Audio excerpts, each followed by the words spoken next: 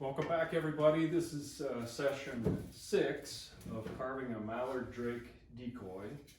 And in today's session, it'll be a shorter video. I'm just going to focus on carving this nested tail curls for the Drake Mallard. If you're doing a gunning decoy, you probably don't want that level of detailed carving, something that might become more fragile or susceptible to water. But this is more of a decorative decoy, so I'm definitely going to carve the tail curls, and we'll get right to it. We've got these tail curls really tucked in here between the primaries, so we're not going to be able to develop a full two-tail curl carving, so I'm just beginning some planning on this feather. Is wide at the base on both sides. It comes up, narrows, and has a little hook in it. I'm going to put the nested other feather is right beside it because there's room over here to do that. We'll carve in some lines here to delineate between the two feathers. That gives me some planning. And then on the side,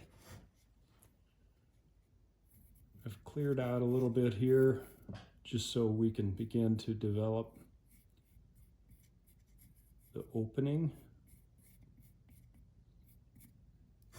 We'll do the same on this side with what we've got to work with here. You probably will be able to see the point of the curl over here, at least on one of the feathers, and we'll remove some wood in here. Then on the back, this feather is going to be grooved in the center, following this curved line up to the top, so we'll carve in some depth into the center of that feather. I'm going to be using a variety of ruby carving bits to work on this tail area. I shy away from the more aggressive burr bits in areas like this because they can grab depending on which way the grain is going, so and they're pretty aggressive. So this will all be done with the ruby burrs and gradually remove wood from this tail area. I'm going to start over here and remove wood with this little pyramid shaped ruby cutter.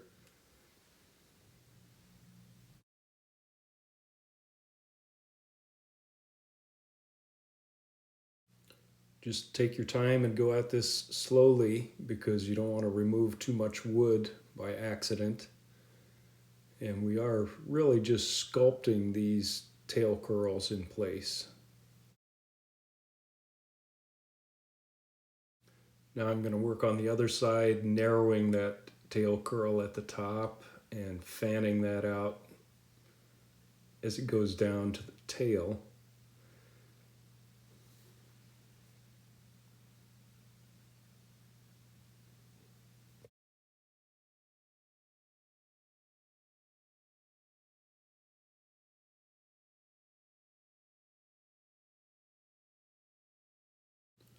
Just leave the group of tail curls wide at the base, and we're narrowing the top on both sides to begin to form that hook shaped up there.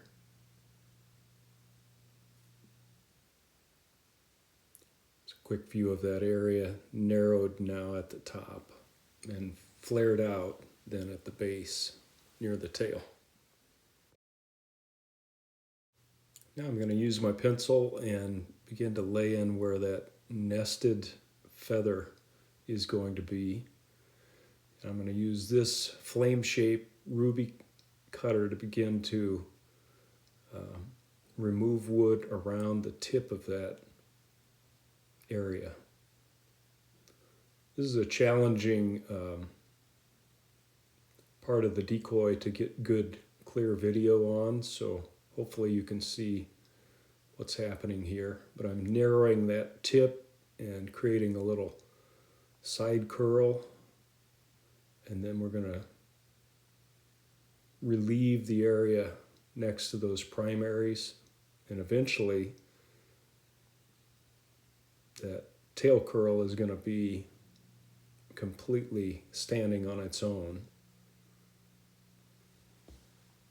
And now from the side, I want to create that overlapping tail curl feather. I'm using that little pyramid shaped ruby cutter to define an overlapping edge there.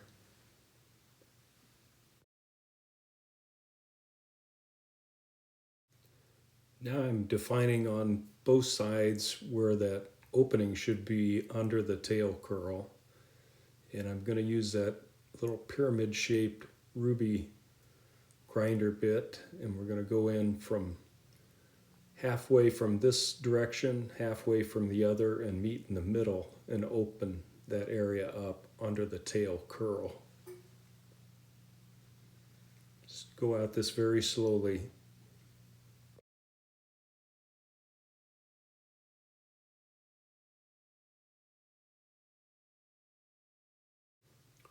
Once we have a through hole there, I'm going to use that same bit and begin to feather the edges of that hole out towards the outer edge of the feather to blend it into the surrounding area.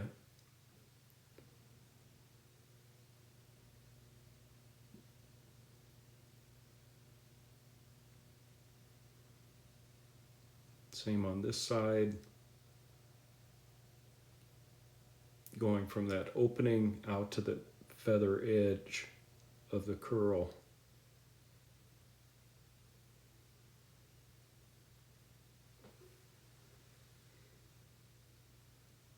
And just cleaning things up as I go, including under the primaries there. Now I'm using the pencil again and redefining where that lower curled feather will be, and then we want to relieve that area around the tip of that. I'm going to do that with this little cylindrical diamond bit. Kind of go down the side walls of the primaries and just begin to open up the wood around those tail curls very carefully. Try to get a better view for you here.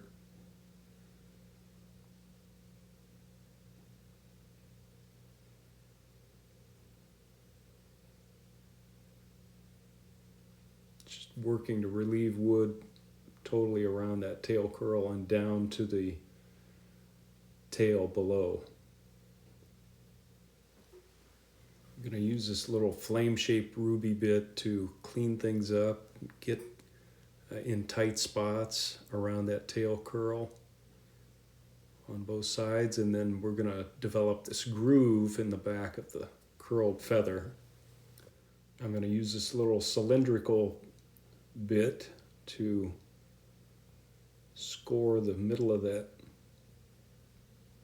curled feather and begin taking wood off from this direction. Then I'll flip the decoy around and do the same thing on the opposite side, forming that groove in the middle of that feather. It's very characteristic of that tail curl. And that groove runs right up to the sharp tip of the curled feather. Just give you a view of that as it develops. Now I'm going to use that little flame shape cutter to go in and just clean up areas.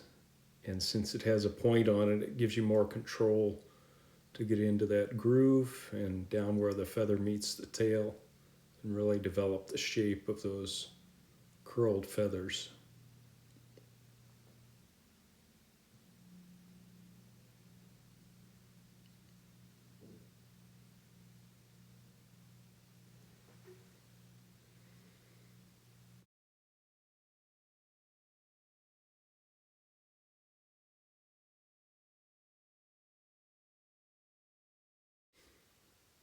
There's a lot of sanding to do, but I just wanted to give you kind of a 360 view of those nested tail curls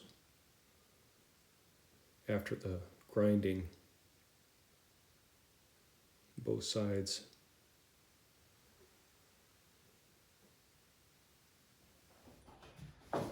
Kind of a shorter video today, but we roughed in the tail curls on the Drake Mallard, and I didn't want to spend too much time on that because not everybody's going to want to put tail curl details on their Mallard decoys. But hopefully I've given you enough in terms of the tools and the bits and the equipment that I use that you can carve your own curls if you want to in your Drake Mallard. Next time we'll focus on more details on the body. And until then, good carving to all of you.